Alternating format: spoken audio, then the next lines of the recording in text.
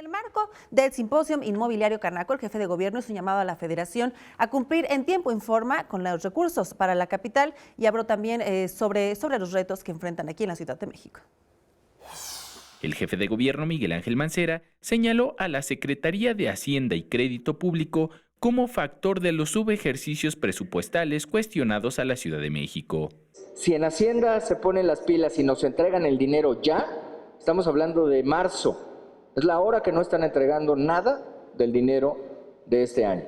Entonces, si ellos entregan el dinero a tiempo, no solo la Ciudad de México, las entidades federativas van a poder hacer mejor el trabajo para los ciudadanos. Mencionó que al entregar el dinero hasta noviembre, las entidades solo cuentan con mes o mes y medio para ejercer el presupuesto, lo que es casi imposible, así lo indicó durante la inauguración del Simposio Inmobiliario Canaco 2017, tema en el que el mandatario local resaltó el trabajo desde el gobierno para mejorar los esquemas inmobiliarios de la ciudad. La Ciudad de México ya no puede permitir que haya más invasiones, que se desarrolle de manera,